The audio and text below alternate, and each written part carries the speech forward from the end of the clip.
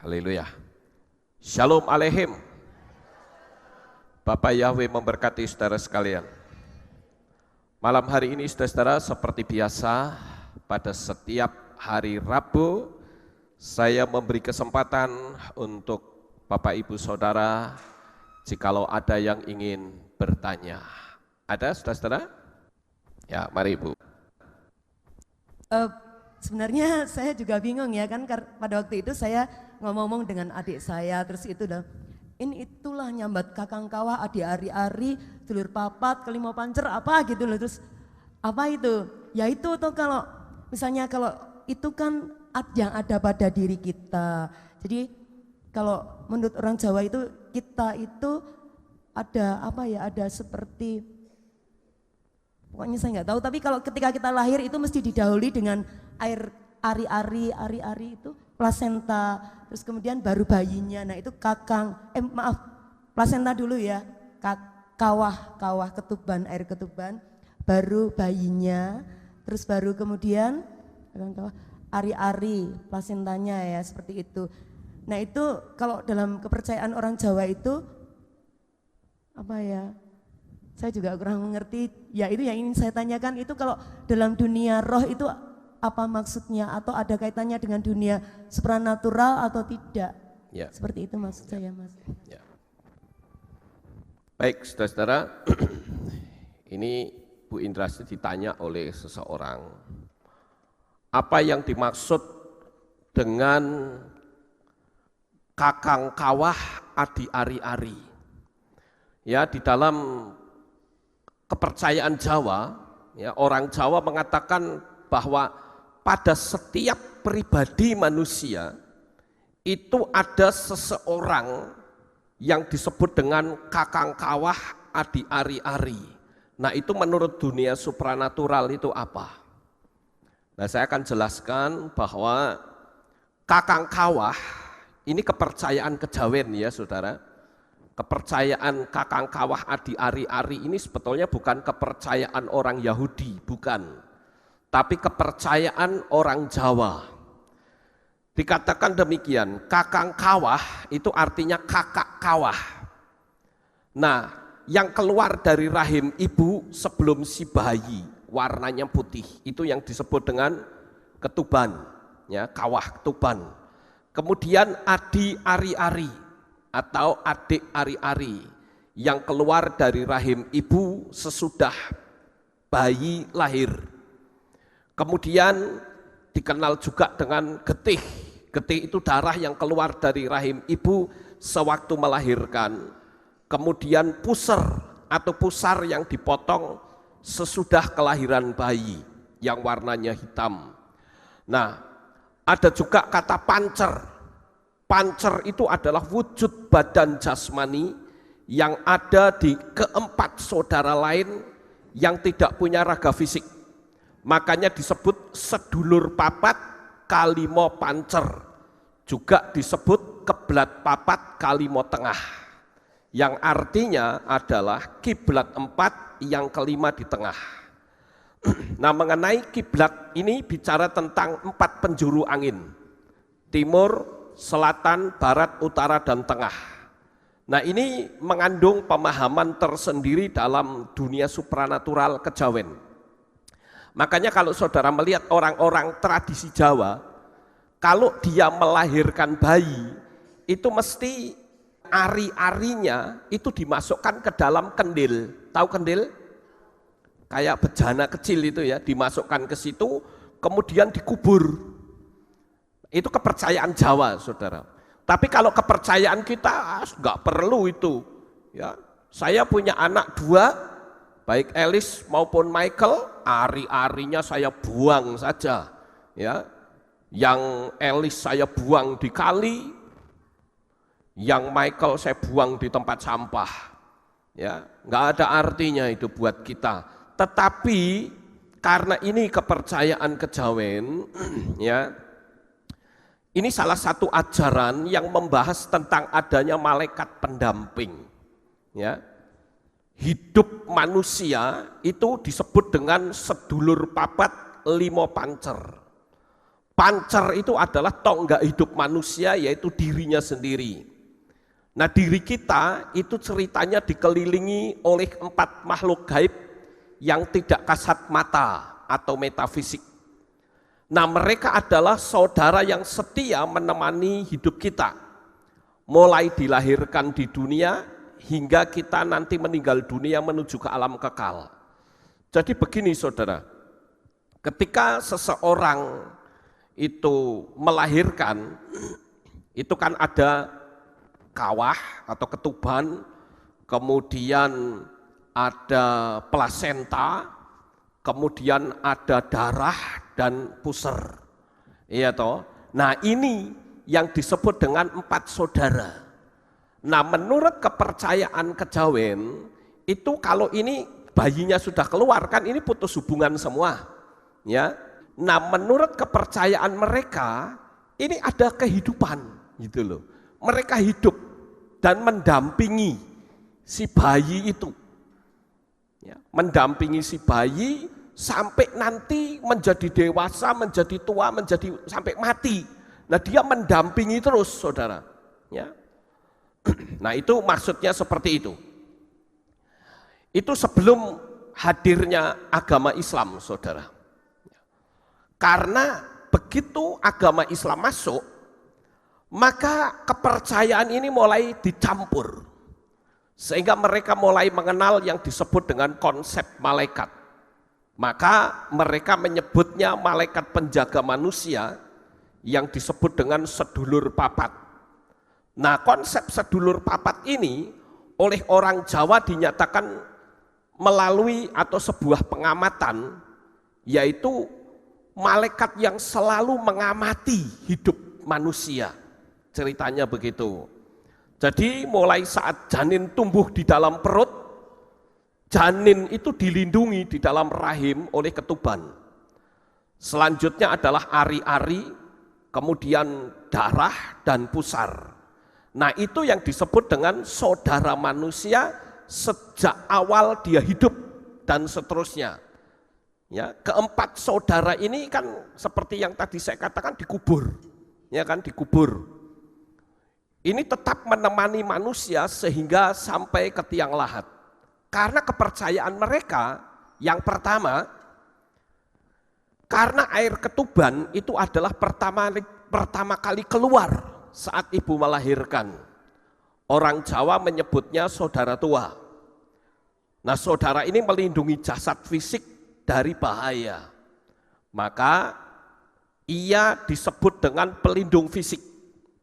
Kemudian yang kedua yang lebih mudah, yaitu ari-ari atau plasenta.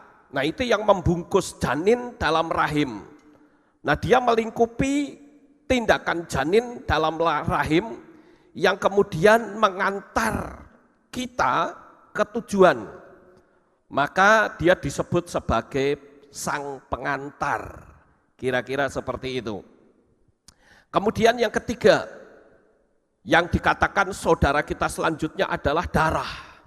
Nah, darah ini membantu janin pada waktu dia tumbuh berkembang sampai menjadi bayi yang lengkap. Darah itu adalah sarana dan wahana pada manusia. Darah itu juga bisa disebut nyawa bagi janin. Maka darah tersebut bisa disebut dengan pembantu setia manusia menemukan jati dirinya sebagai hamba Tuhan, ceritanya begitu saudara. Kemudian yang keempat, saudara gaib kita yang terakhir itu pusar katanya. Ya, menurut pemahaman kejawen, pusar itu disebut nabi. Itu kata orang Jawa, ya. Pusar itu secara biologis adalah tali yang menghubungkan perut bayi dalam rahim dan ari-ari. Nah, pusar ini mendistribusikan makanan yang dikonsumsi ibu atau sang ibu ke bayi. Nah, ini yang disebut dengan mendistribusikan wahyu sang ibu kepada manusia. Lalu dikatakan keempat saudara gaib ini sesungguhnya adalah malaikat penjaga, kata mereka. Ya, yang berada di kanan, kiri, depan, belakang. Dikatakan tidak salah Anda menyapa dan bersahabat akrab dengan mereka secara gaib. Tuhan memberikan pengajaran tidak langsung kepada kita. Itu kata mereka ya. Namun melalui pengajaran kita pasti akan berbeda saudara-saudara. Ya. Karena di dalam pengajaran kita itu bukan 4 malaikat yang melingkupi kita.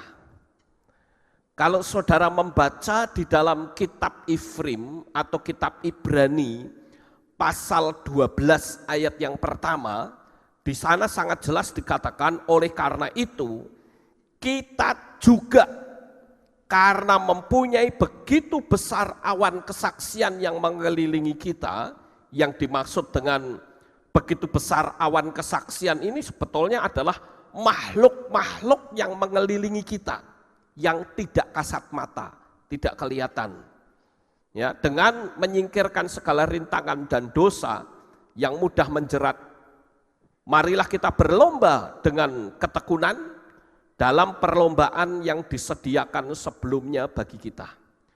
Jadi artinya saudara-saudara, kalau di dalam kepercayaan kejawen itu, di sana diceritakan tentang adanya 4 malaikat yang mengelilingi perjalanan hidup kita, yang membela, yang memberi kesaksian dan sebagainya, itu terserah.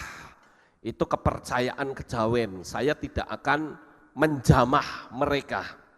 Tetapi bagaimana dengan dunia supranatural?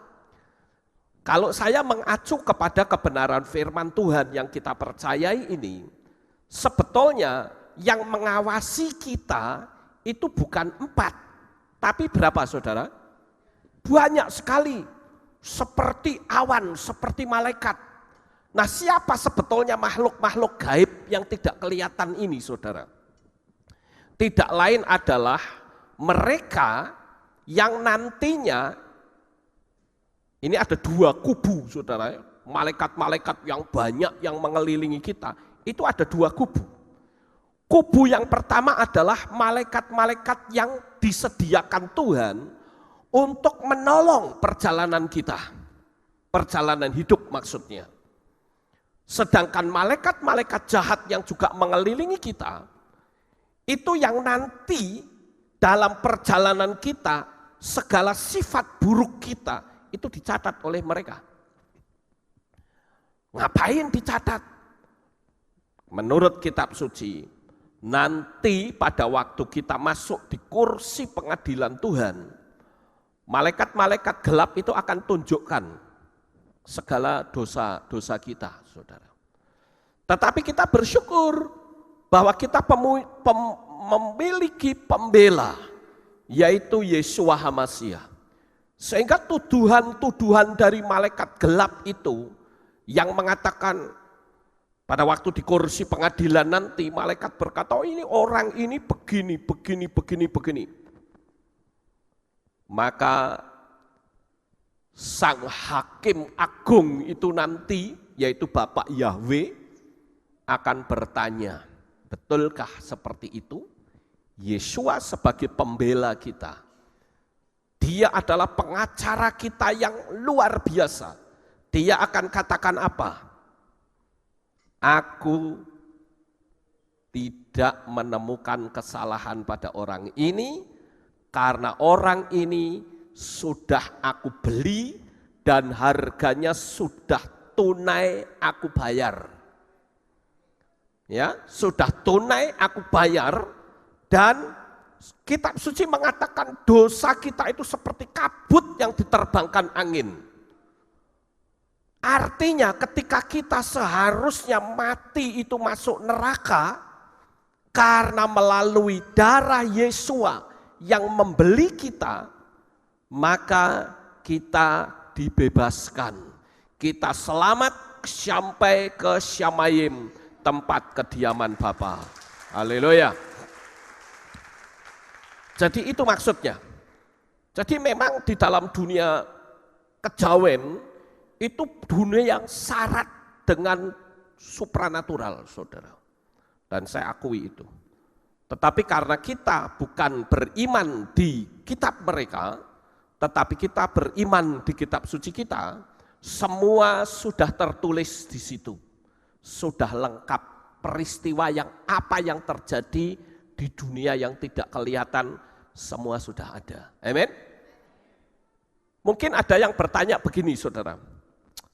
Pak Lukas itu kok bisa-bisanya ngomong kayak begitu? Emangnya pernah mati? Saya bilang belum. Tapi saya ngomong itu berdasarkan pengajaran orang yang pernah mati dan hidup lagi. Dialah Gembala Agung kita, Yeshua HaMashiach, Juru Selamat yang ajaib. Haleluya. Nah, itu yang saya bisa sampaikan kepada Ibu Indrasti atas pertanyaan yang diajukan tadi. Sekarang saudara-saudara, saya akan menyampaikan firman Tuhan. Saya akan beri judul materi saya malam ini adalah berkat Abraham atas bangsa-bangsa. Ayo kita baca ayatnya terlebih dahulu, saudara-saudara. Kita akan membaca di dalam kitab Galatia.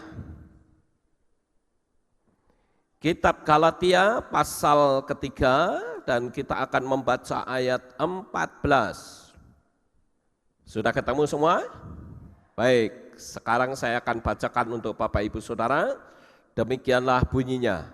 Supaya di dalam Yeshua HaMashiach berkat Abraham dapat sampai kepada bangsa-bangsa lain. Sehingga kita dapat menerima janji mengenai roh melalui iman. Nah, sampai di sini dulu pembacaan kita, saudara. Bapak Ibu Saudara yang terkasih, kalau kita melihat Abraham atau Abraham, orang Islam menyebutnya Ibrahim, nama ini itu diklaim oleh 3 agama besar.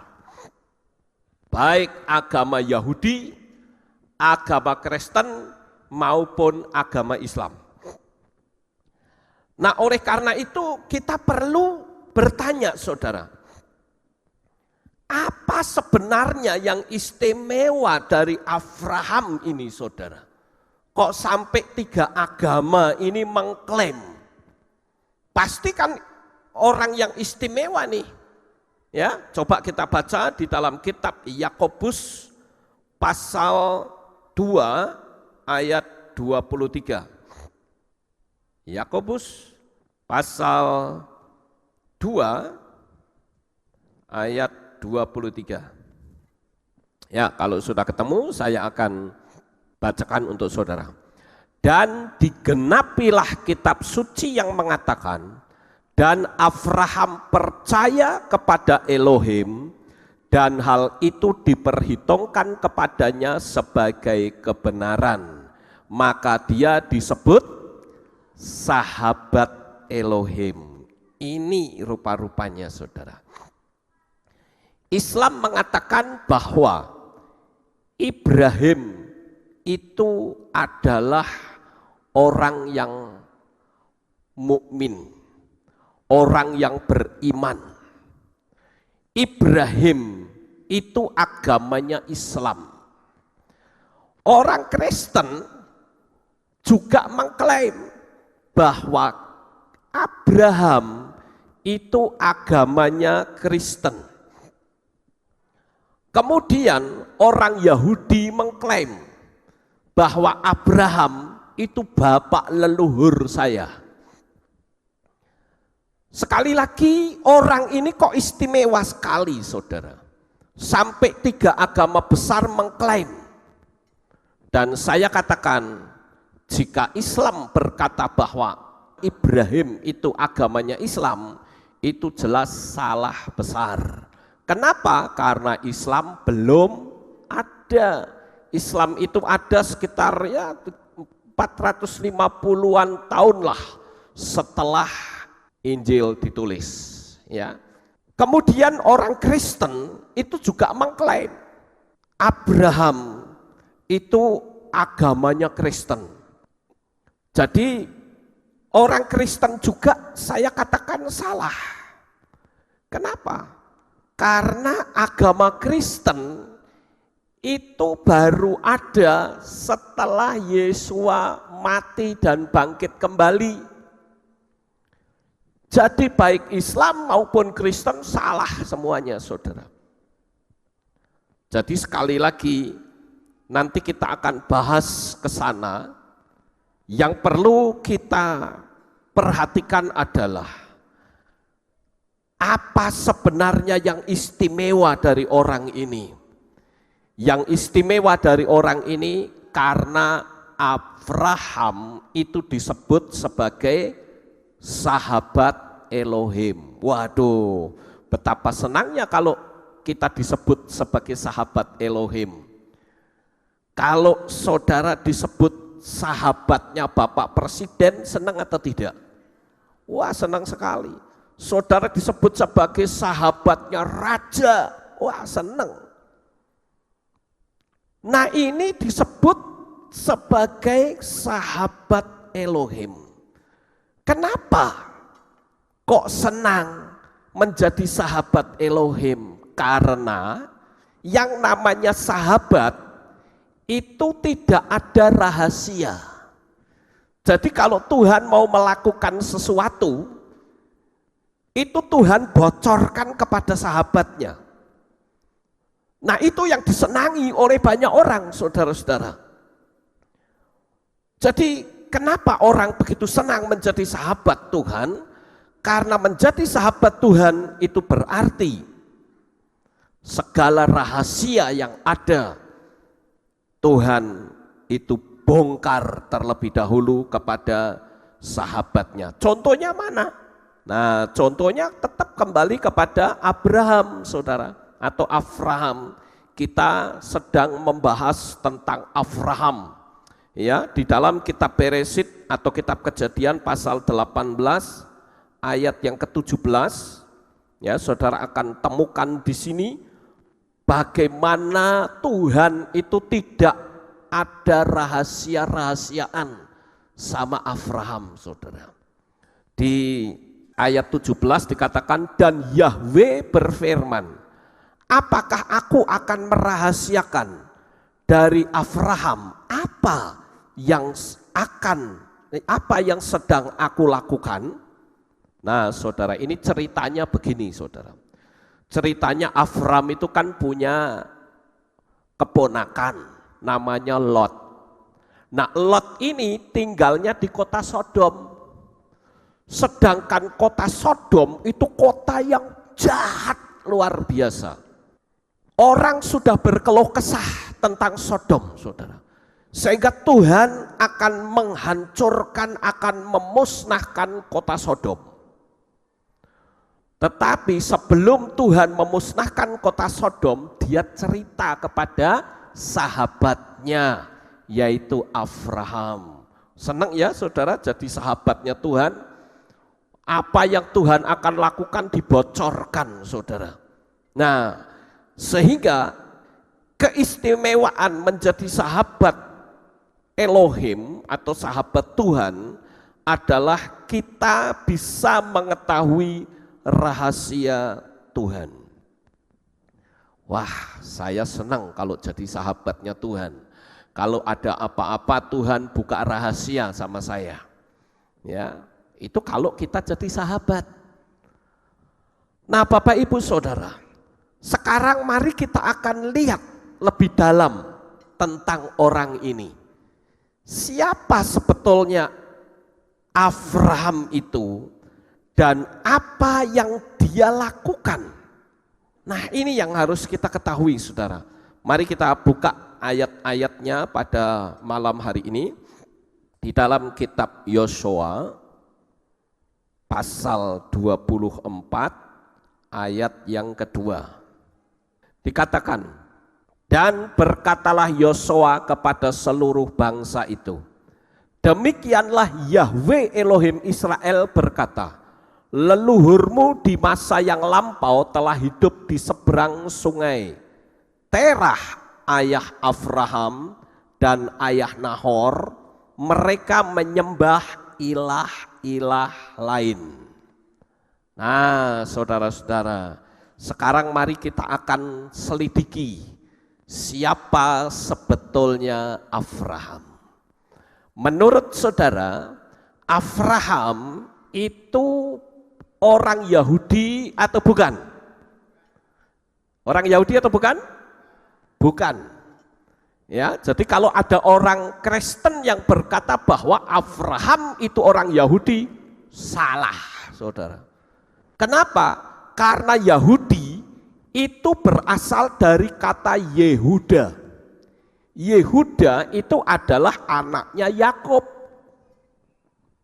Ya, jadi kita harus ngerti, sedangkan zaman Abraham, Yakub belum ada. Nah, sekarang kita perlu cari tahu siapa orang ini sebetulnya, saudara. Saya mencoba untuk melihat, menelusuri sejarah. Ya. Apa dan siapa orang ini? Kok sampai 3 agama besar mengklaim? Ada yang mengatakan Abraham itu agamanya Islam, ada yang mengatakan Abraham itu agamanya Kristen, ada yang mengatakan Abraham itu bapak orang Ibrani. Jadi kalau orang non Yahudi nggak usah ngaku-ngaku deh katanya. Nah, ini yang harus kita luruskan, saudara-saudara. Dari penelusuran saya menemukan tentang siapa sebetulnya Abraham itu, saudara. Dan apa yang dia lakukan. Kalau kita melihat di dalam kitab suci, Abraham itu berasal dari kota apa? Siapa yang tahu? Kota Ur Kasdim. Bagus 100 untuk saudara. Saya bersyukur saudara pinter-pinter semua. Ya, Abraham itu adalah orang Ur Kasdim. Nah, Ur Kasdim ini letaknya di mana sebetulnya? Ya, tadi saya sudah tunjukkan kepada saudara peta ini, ya, bahwa Ur Kasdim itu letaknya di lembah Efrat.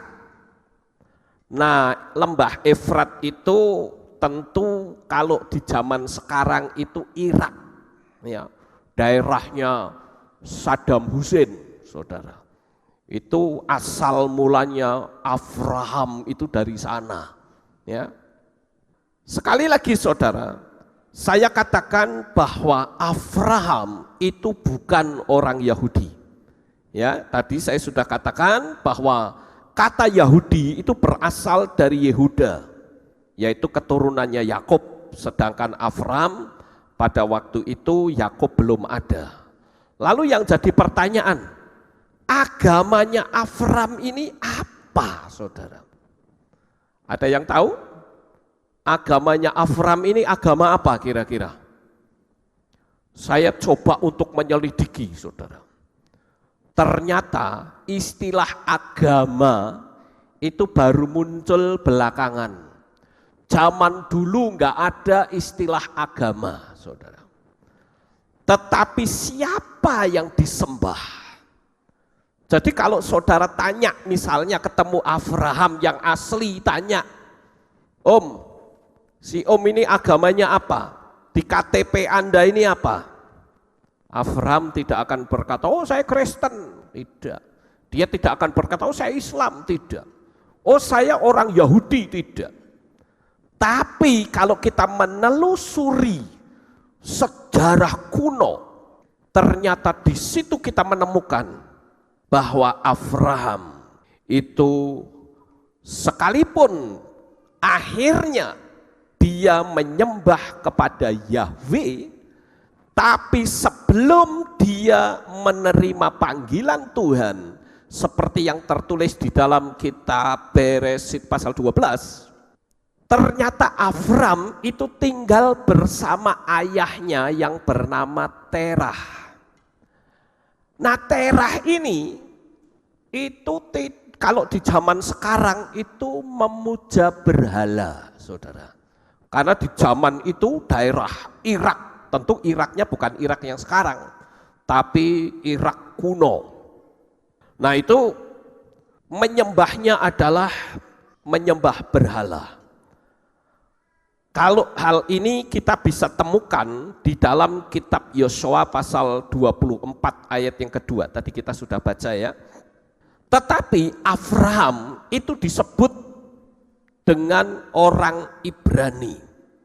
Dia bukan Yahudi tetapi disebut orang Ibrani. Jadi kata Ibrani atau istilah Ibrani itu muncul di kitab Kejadian dan ditujukan kepada Avram yang disebut sebagai orang Ibrani. Itu ada di dalam kitab Beresit 14 ayat 13 atau kitab Kejadian pasal 14 ayat 13. Ya, coba saya bacakan ya. Dan salah seorang yang melarikan diri datang dan menceritakan kepada Avram, orang Ibrani itu yang tinggal di antara pohon tarbantin milik Mamre, orang Amori, saudara dari Eskol dan saudara dari Aner, dan mereka adalah teman sekutu Avram. Jadi saudara-saudara, kata Ibrani itu berasal dari kata Ivri yang berarti seberang, yaitu julukan yang ditujukan kepada Avram yang berasal dari seberang sungai Efrat yang menyeberang ke Kanaan. Saya rasa tidak perlu kita baca-baca ayat ya, nanti saudara tulis saja, baca di rumah. Itu bisa saudara bandingkan di dalam kitab Yosua 24 ayat 2-3. Nah kata Ivri itu juga menunjuk kepada Ever atau Eber, seperti yang tertulis di dalam kitab Beresit atau Kejadian 10 ayat 21 dan pasal 24 dan 25. Cucunya Arpaksad, anaknya Sem, jadi termasuk rumpun Semitik. Di samping Arpaksad yang menurunkan bangsa Israel, anak Sem lainnya adalah Aram yang menurunkan bangsa Aram. Lalu sekarang kita melihat saudara, ada penemuan yang luar biasa tahun 1933 sampai 1960, itu ditulis oleh seorang yang bernama Aparef, mengadakan penggalian di sekitar Irak atau rumahnya Avram itu di Ur Kasdim. Di satu tempat yang bernama Tel Hariri, dia menemukan kota-kota purba yang sudah ditulis dalam sebuah buku yang berjudul The Exodus Revealed yang ditulis oleh Dr. Leonard Moller. Di sana ada kota yang bernama Urfa. Urfa itulah kota Ur Kasdim itu saudara, dekat perbatasan Turki modern dan Suriah yang sekarang. Kemudian ada nama Syahruk. Syahruk itu kakeknya Avram, ya, kakek buyutnya Avram, ya. Kemudian Nahor itu kakeknya Avram. Kemudian Tilturahi itu nama-nama kota kuno yang digali belum lama ini, ya, tahun 1933 sampai 1960, ya. Dan kota-kota itu menunjukkan dengan jelas bahwa Avram itu memang berasal dari sana. Ya, ada nama kota Nahor, ada Tilturahi. Tilturahi ini kan nama bapaknya yaitu Terah. Kemudian kota Haran, ini kan saudaranya Abraham. Ya. Jadi kalau kadangkala ya, kita melihat orang Yahudi itu sombong, saudara. Dia menyombongkan diri dengan mengklaim kalau Avram itu bapaknya, bapak leluhurnya. Dia berkata, orang non-Yahudi nggak boleh mengklaim bapaknya dari Avram, nggak bisa, kata orang Yahudi. Tetapi kita bersyukur bahwa kita punya pembela yang agung, yaitu Yeshua HaMashiach. Yeshua menekankan bahwa bangsa-bangsa itu memang tidak bisa disebut sebagai keturunan Abraham, tidak bisa, karena garis keturunannya sudah berbeda, saudara. Tetapi Yeshua berkata, kalau saudara baca di dalam kitab Lukas pasal 3 ayat yang ke-8, di sana Yeshua katakan, kamu itu enggak usah menyombongkan diri. Kalau kamu berkata bahwa bapakmu Abraham, aku juga bisa bikin batu-batu menjadi keturunan Abraham. Jadi yang dimaksud oleh Yeshua adalah, sekalipun kita dari bangsa-bangsa Goyim, orang-orang non-Yahudi, tetapi kita disebut anak-anak Abraham secara rohani. Amin, saudara. Nah, inilah keunggulan kita, saudara.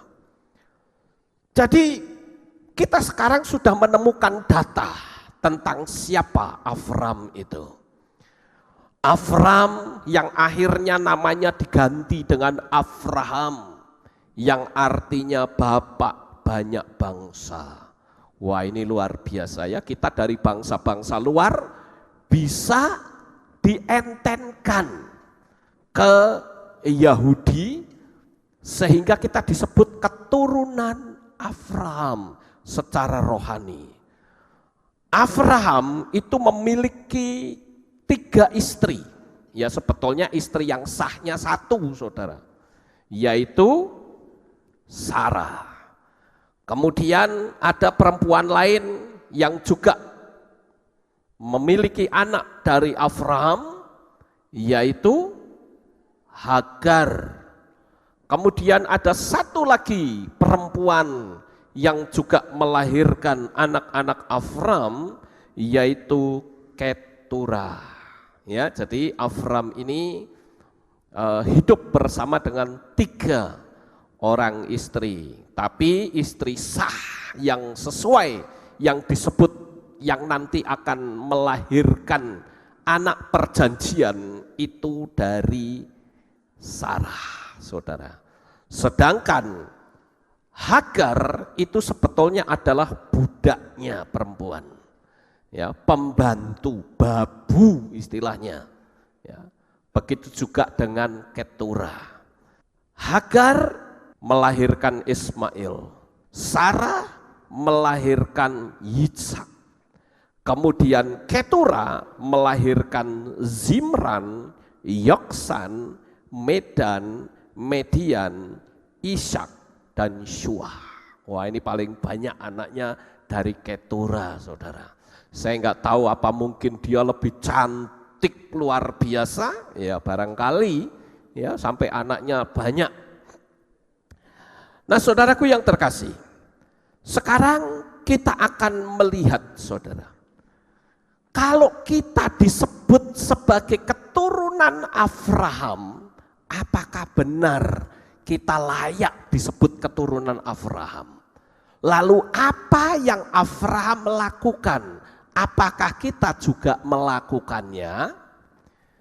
Nah, saya akan coba untuk soroti ini. Sekali lagi saya memberitahu bahwa Abraham itu adalah manusia biasa. Dia juga bisa bikin kesalahan, bahkan pernah melakukan kesalahan yang fatal ketika dia masuk Mesir.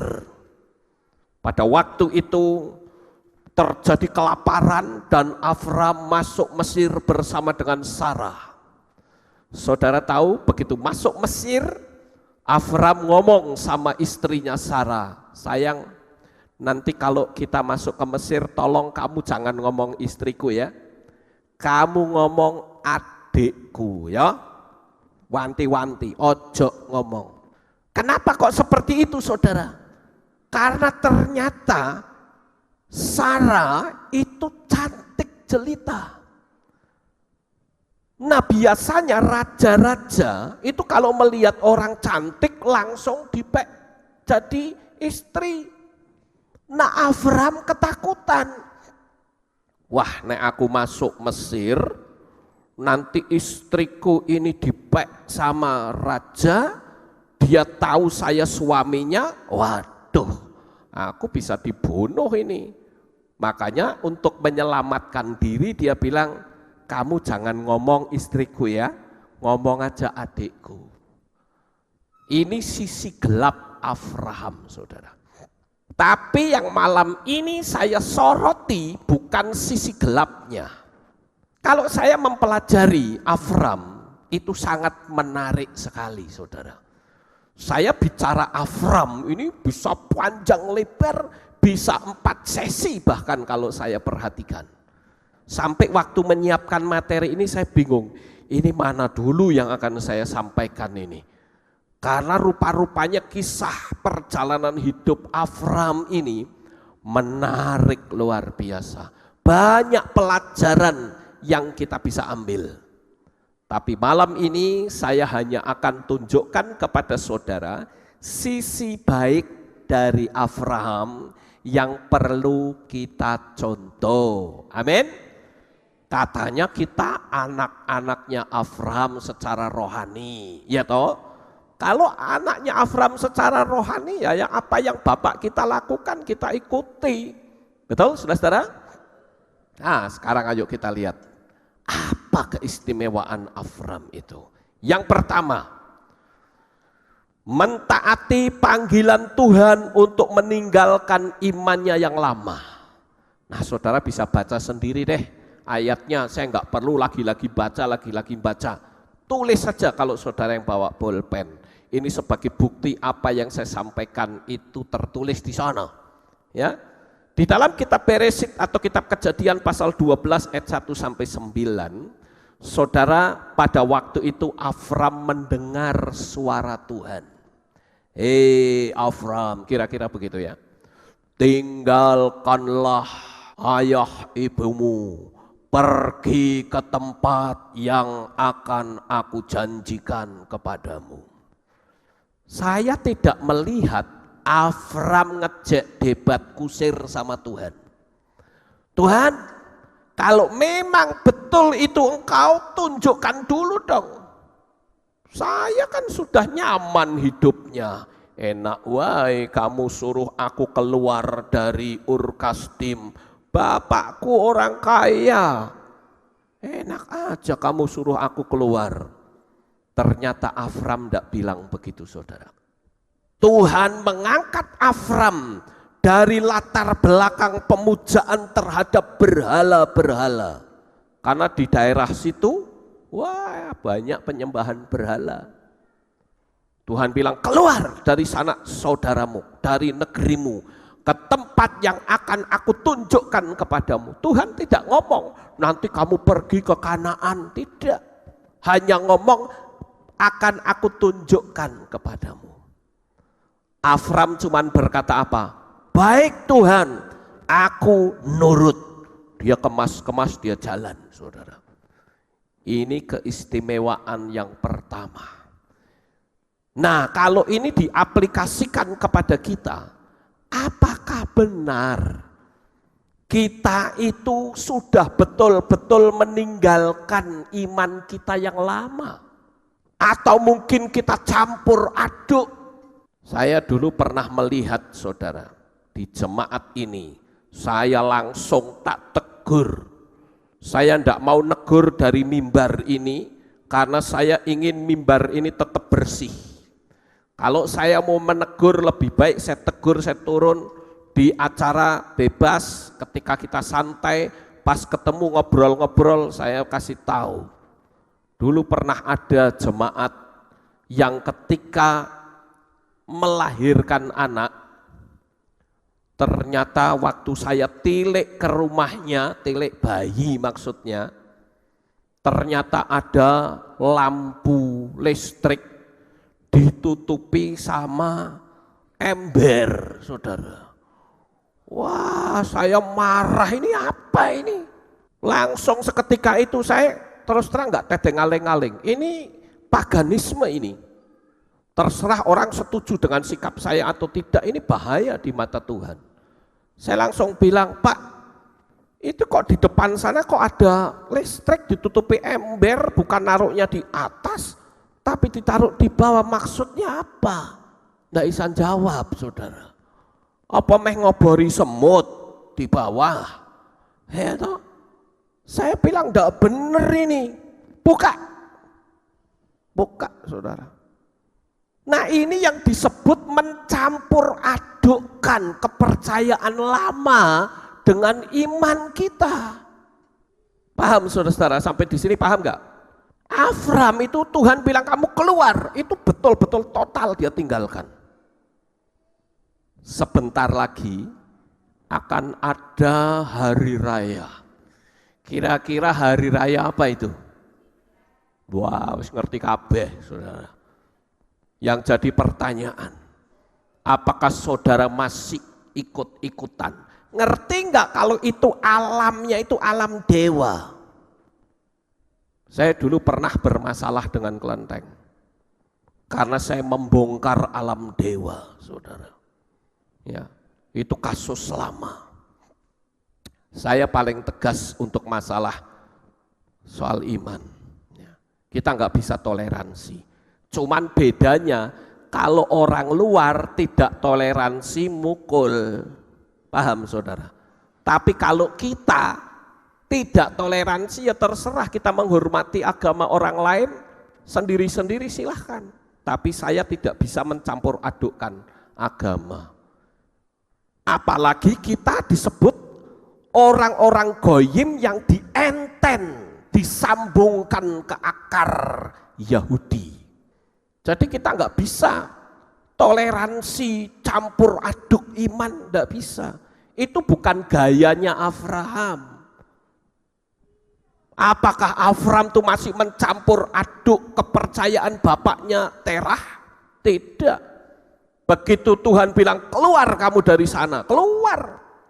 Dia sudah memakai imannya Tuhan yang benar. Itu yang pertama.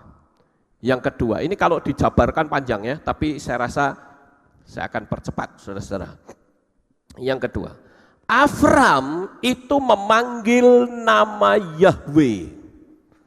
Nah kalau ini kita sudah semua ya, saya bacakan ayatnya, satu saja ayatnya saudara-saudara. Karena supaya saudara paham betul ya. Kitab Beresit atau Kejadian pasal 12 ayat 8. Dikatakan begini. Kemudian dia pindah dari sana ke dekat bukit di sebelah timur Betel, dan dia membentangkan kemahnya dengan Betel ke arah laut dan Ai di sebelah timurnya. Dan dia membangun sebuah mezbah bagi Yahweh di sana, lalu memanggil nama Yahweh. Saudara lihat dua ayat ini sama. Pasal 12 ayat 8 dan pasal 13 ayat 4. Avram itu setiap kali dia mau selesai melakukan sesuatu, dia membakar mezbah bakaran lalu memanggil nama Yahweh. Makanya kalau ada pendeta yang mengatakan, oh nama Yahweh itu kan muncul hanya pada waktu zaman Musa. Oh salah. Zamannya Adam itu nama Yahweh sudah dipanggil. Zamannya Enos, saudara. Disitulah orang pertama kali memanggil nama Yahweh. Kemudian nama itu hilang. Muncul lagi di zaman Abraham. Abraham memanggil nama Yahweh. Kemudian hilang lagi, muncul lagi di zaman Mose. Hilang lagi, terus seperti itu. Dan di zaman sekarang itu saatnya muncul nama Yahweh. Dan saya yakin nama ini tidak akan pernah hilang lagi, saudara. Dan saya bersyukur saudara dan saya, kita semua sudah memanggil nama Yahweh. Saya tidak akan bicara tentang nama ini karena saudara sudah tahu semua. Ya, kalau keturunan Abraham, saudara harus memanggil nama Yahweh. Jangan Tuhannya orang lain yang dipanggil-panggil. Ya. Kemudian yang ketiga, saudara-saudara, apa yang dilakukan Avram? Avram itu mengembalikan persepuluhan. Di dalam kitab Beresit atau Kejadian 14 ayat 20. Ya, Kejadian 14 ayat 20. Avram itu selalu memberikan atau mengembalikan persepuluhan. Jadi pertanyaan kita semua, apakah kita juga mengembalikan persepuluhan? Saudara pikir yang mengembalikan persepuluhan itu hanya jemaat? Tidak. Imam juga tetap mengembalikan persepuluhan. Saya pun mengembalikan persepuluhan, saudara. Orang di luar sana itu mengatakan kalau kita tidak memberikan amal, maka kita hutang pada alam semesta dan itu bahaya, akan datang malapetaka. Saya tidak akan cerita tentang persepuluhan karena saya sudah menceritakan ini secara panjang lebar bahwa dengan mengembalikan persepuluhan kita mendapatkan angka yang unik. Berapapun kali 9 pasti jumlahnya 9. Dan ada banyak hal mujizat-mujizat, tapi saya tidak akan ulang lagi karena saya sudah menyampaikan satu sesi dulu. Sudah cukup lama, jadi saya anggap saudara sudah tahu. Ya, tinggal dibutuhkan ketaatan saudara saja. Kemudian yang berikutnya yang keempat, Avram itu mencintai Tuhan di atas segala-galanya. Wah, ini terkenal nih saudara. Di dalam kitab Beresit atau Kejadian 22 ayat 12 itu bicara tentang Abraham mempersembahkan Ishak. Bayangkan umur 100 baru dapat bayi. Istrinya Sarah dapat bayi umur 90 tahun. Masih seneng-senengi. Anaknya sudah mulai besar, akrab, wah seneng saudara. Sama seperti saya dengan Avram.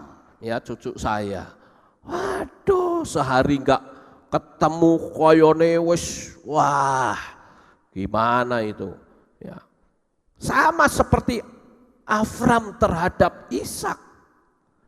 Ishak ini begitu disenangi, disayangi saudara. Tetapi sekali waktu Tuhan menguji hatinya, Avram persembahkanlah putramu yang tunggal itu kepadaku. Wah, ini kalau diceritain rame saudara. Bagaimana sampai Avram itu dia mempersembahkan Ishak di atas gunung Moria. Ishak pada waktu itu bertanya sama Avram, "Bapak, kayu kita bawa, tali kita bawa, pisau kita bawa. Lah dombanya mana?" Rasanya hati Abraham itu kayak apa saudara?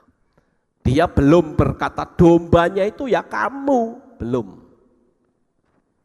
Dia cuman Abraham berkata apa? Nanti Tuhan yang menyediakan. Yahweh Yireh, dia bilang begitu. Dan betul saudara. Begitu sampai di atas, dia ngomong sama Ishak, "Kamu ya dombanya, kamu yang akan aku korbankan." Hebatnya Ishak, dia tidak ngelawan, wah aku diajak ke atas jebule meh dipateni. Tidak. Dia bilang, "Silahkan. Dibaringkan, diikat." Saya yakin ketika Avram membuka pisaunya, hatinya terasa pecah. Anak yang aku sayangi, yang aku tunggu tunggu sampai 100 tahun. Sekarang harus mati. Aku harus persembahkan kepada Tuhan. Dia buka pisaunya. Waktu pisau itu diangkat seperti ini, ada suara. Afram, jangan kau apa-apakan putramu. Sekarang aku melihat kepada hatimu bahwa engkau lebih mengasihi aku daripada putramu yang tunggal itu. Di sana ada domba. Pakailah domba itu untuk mengganti Yitzhak. Saudara, dahsyat sekali. Dan saya yakin pada waktu Abraham naik ke atas, ketika Yitzhak tanya, "Bapak, dombanya mana?" Abraham berkata, "Nanti Yahweh yang sediakan." Itu berarti Abraham punya iman bahwa nanti akan kembali pulang bersama dengan putranya. Atau setidak-tidaknya, kalau dia memang sudah membunuh anaknya dan mati dalam persembahan itu, Yahweh sanggup membangkitkan Yitzhak. Amin. Nah, iman yang seperti inilah yang betul-betul dikagumi oleh 3 agama di dunia. Tidak pernah dan belum pernah ada orang yang memiliki iman sehebat Abraham. Makanya Abraham disebut sebagai bapa segala orang beriman. Bapak Yahweh juga pernah mengorbankan putranya yang tunggal, yaitu Yeshua HaMashiach. Yeshua HaMashiach itu adalah Yahweh sendiri yang menjadi manusia. Saudaraku yang terkasih, disitulah keselamatan terjadi atas bangsa-bangsa. Makanya sekali lagi saya tekankan di sini, kalau saya berkata Yahweh menjadi manusia, banyak orang Kristen yang berpikir tidak mungkin. Karena Yahweh, Yeshua dan Ruach HaKodes itu adalah Tritunggal katanya. 3 pribadi dalam satu. Saya bilang salah. Kenapa? Karena teologi Ibrani tidak mengenal Tritunggal. Itu kan ajarannya Tertullianus. Ya, kalau kita percaya Tritunggal, apa bedanya dengan Trimurti, saudara? Jadi kalau Tritunggal berarti bukan ehad. Ehad itu artinya esa atau tunggal atau satu, tapi sifatnya jamak. Jamaknya bagaimana? Saya pernah ditanya sama orang, "Pak Lukas ini kok ngomong katanya ehad itu esa tapi jamak. Kok aneh ya? Enggak masuk di pikiran saya." Saya bilang gampang sekali. Coba sekarang renungkan. Saya bilang begini, kalau kita menyembah Bapak Yahweh di sini, kita bilang Yahweh ada di sini. Yakin nggak Yahweh ada di sini? Yakin. Sekarang orang di Cina juga mengatakan Yahweh ada di sini. Yakin nggak mereka kalau Yahweh ada di sana? Yakin. Orang Amerika juga mengatakan Yahweh ada di sini. Yakin nggak mereka bahwa Tuhan ada di sana? Ada. Di Korea juga ada. Apakah kalau begitu berarti Yahweh-nya jadi banyak? Tidak. Nah, itulah yang disebut dengan Yahweh Ehad. Artinya tunggal tetapi banyak. Paham saudara sampai di sini? Beda dengan Yahid. Ehad dan Yahid itu beda. Yahid itu artinya esa, tapi tidak bisa banyak. Seperti saya tidak bisa disebut ehad, saya disebut Yahid. Kenapa? Karena saya ada di Magelang, ya sudah cuman di Magelang saja. Kalau mau ke Amerika harus saya pergi naik plane dulu ke Amerika, baru saya sampai di sana. Tapi kalau Bapak Yahweh tidak. Dia ada di mana-mana, tapi dia ehad, dia esa. Sampai di sini paham? Makanya saya katakan kalau Yahweh menjadi manusia, katanya Tritunggal, saya bilang salah. Kalau Tritunggal berarti cuma 3 fenomena. Saya katakan Yahweh bisa menjadi apa saja fenomena yang ada di dunia ini. Kenapa kok bisa? Orang dia maha kuasa kok. Kalau Yahweh menjadi manusia saja tidak bisa, enggak bisa disebut maha kuasa. Yang namanya maha kuasa itu ya apa saja bisa. Sekarang saya ambil contoh. Bisa enggak Yahweh menjadi 1000 fenomena? Bisa? Bisa. Kalau tidak bisa, enggak usah ngomong maha kuasa. Mosok kalah sama Sun Gokong, saudara. Saya selalu mengumpamakan Sun Gokong itu bisa 7, bisa banyak musuhnya dikepung, dia cuma menggandakan duit, jadi Sun Gokong banyak. Mosok siluman saja bisa, Bapak Yahweh tidak bisa. Yang jadi pertanyaan, bisa enggak Bapak Yahweh memunculkan 1.000.000 fenomena? Kalau tadi bisa, pertanyaan selanjutnya bisa enggak berdialog dengan fenomenanya? Bisa saja, namanya juga maha kuasa kok. Itulah yang disebut Ehad atau Esa. Tapi kalau Yahid, enggak bisa. Saya satu ya Lukas, sudah enggak bisa saya Lukasnya di Pekalongan, di Semarang, di Jogja, enggak bisa. Kalau saya ada di sana, iya yang di sini hilang, enggak ada. Tapi beda dengan Ehad, saudara. Ketika Bapak Yahweh menjadi Yeshua HaMashiach, di Syamayim atau tempat kediaman Bapa tetap ada, dia turun ke dunia juga ada. Ada lagi orang Yudaism yang berkata, ya, yang mengatakan bahwa Tuhan kok jadi manusia? Mana bisa? Lawang di kitab suci, di kitab Tanakh saja diceritakan, ketika Sadrah, Mesah dan Abednego atau Hananya, Misael dan Azaria, dia dimasukkan, dicemplung ke dalam dapur api yang menyala-nyala. Di situ ada sosok manusia yang menemani sampai 3 anak pemuda ini tidak terbakar. Pertanyaannya, siapa sosok yang menemani dia di dapur api perapian yang menyala-nyala itu? Dialah Yahweh yang disembah oleh 3 orang ini yang menjadi manusia. Tetapi bedanya adalah kalau di perjanjian lama Yahweh menyatakan diri dalam fenomena-fenomena yang luar biasa. Tapi dalam perjanjian baru dia menyatakan diri dalam bentuk natural atau natural. Dia harus lahir dulu, harus besar dulu, seperti layaknya manusia hidup, saudara. Bukan fenomena-fenomena yang spektakuler. Jadi sekali lagi, kalau saya bicara Yeshua, dia adalah Yahweh sendiri. Makanya Yeshua berkata, aku dan Bapa adalah satu. Itu, ya. Kita lanjut. Yang kelima, apa sih yang dilakukan oleh Abraham ini? Ternyata Abraham itu orang yang suka berdoa. Apakah saudara suka berdoa? Ya, itu pertanyaan ini saudara sendiri yang jawab.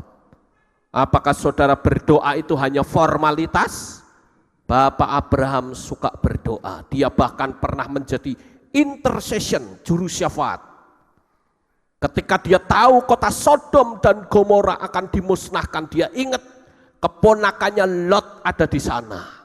Dia berdoa, Tuhan, masa sih kamu mau menghancur luluhkan kota Sodom?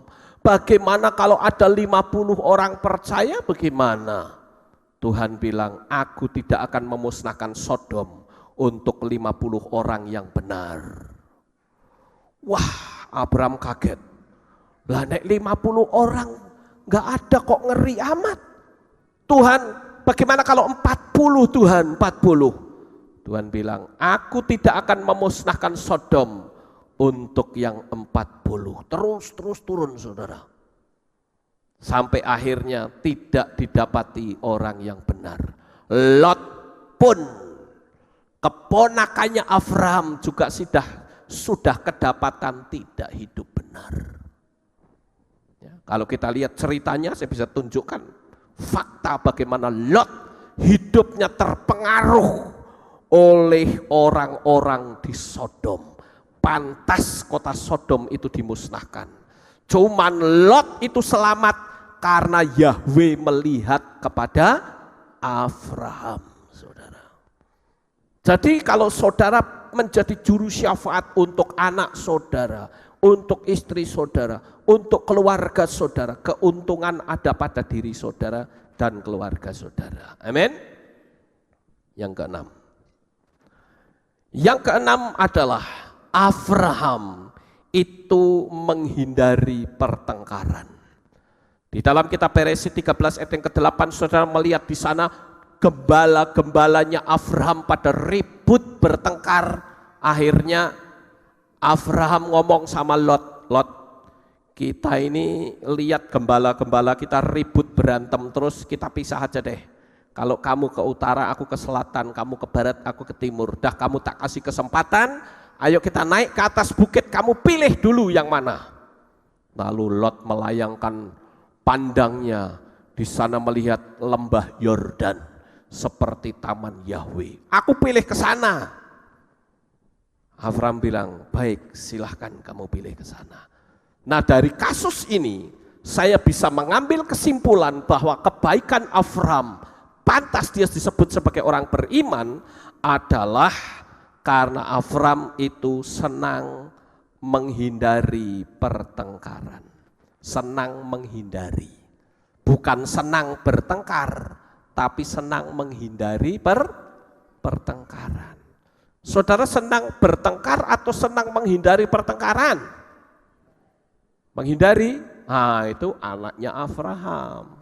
Tapi kalau senang bertengkar, wah itu anaknya saudara sendiri yang ngomong. ya. Jadi kalau kita, apalagi kalau saudara akses Facebook gitu ya, di media sosial, apakah Twitter, wah kadangkala kita ketemu dengan orang-orang yang nyebelin, ya, nyebelin hati saudara. Ini kalau saudara lihat di akunnya istri saya itu, ini saya lagi dimaki-maki sama orang saudara, diomongin bajingan, wah gitu loh, ngomongin saudara.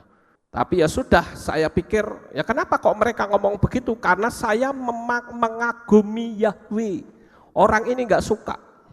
Kalau saya bacakan, ya dia ngomongnya begini.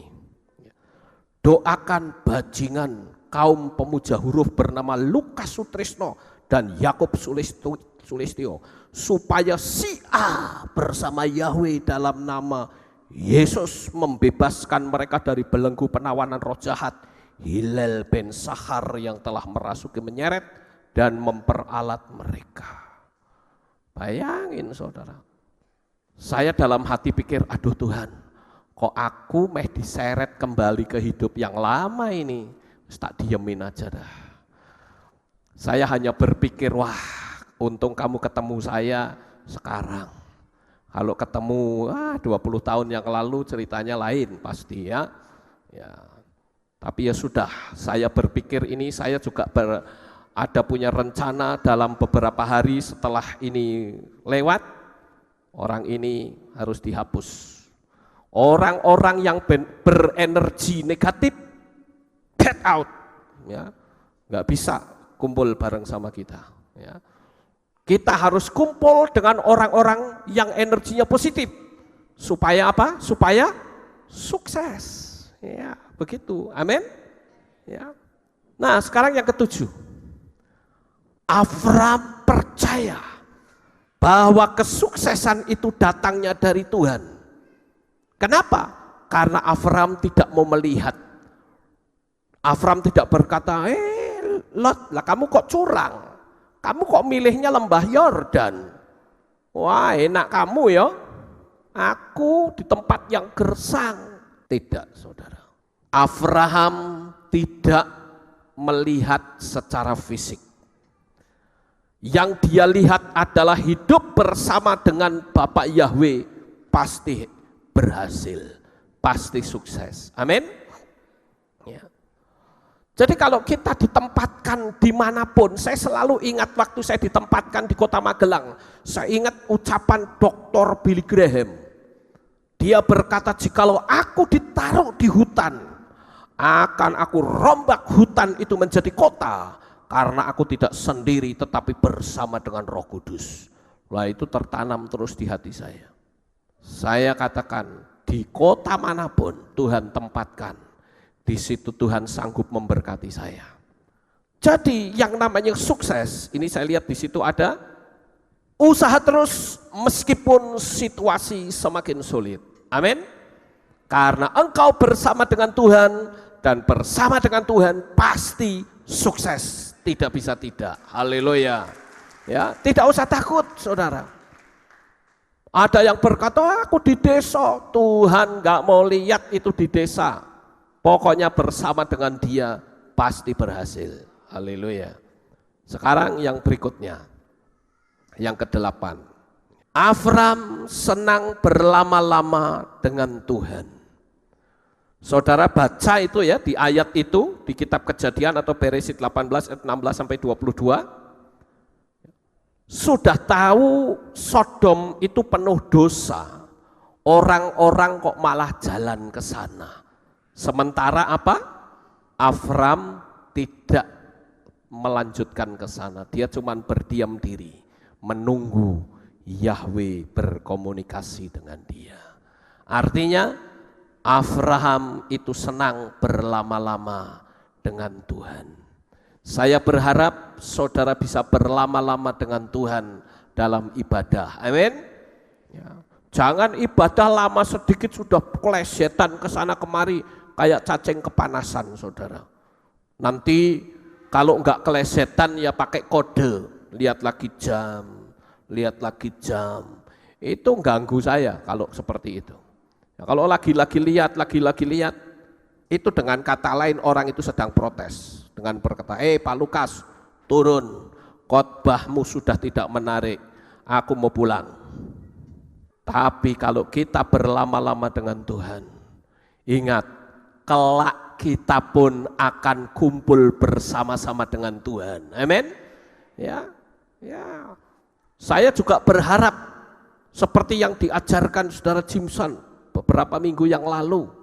Begitu kita nyanyi Shema Israel atau kita menerima doa berkat, Yevareka jangan lari dulu. Wong waktunya tim katakanlah telatnya enggak sampai 5 menit yuk. Ya toh? Kok lari cemplorot sudah ada yang bawa sepeda motor tahu-tahu sudah hilang. Wong paling ngenteni sedelok masuk enggak bisa. Kita belajar untuk berlama-lama dengan Tuhan. Amin. Wong nantinya ya kita mati ya ketemunya ya Tuhan berlama-lama di sana kok. Amin, saudara.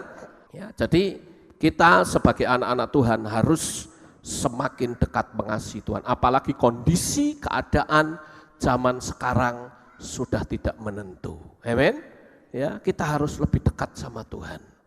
Malam hari ini saya percaya kalau kita ngaku anaknya Abraham, ayo, ada 8 hal yang saya sodorkan kepada saudara.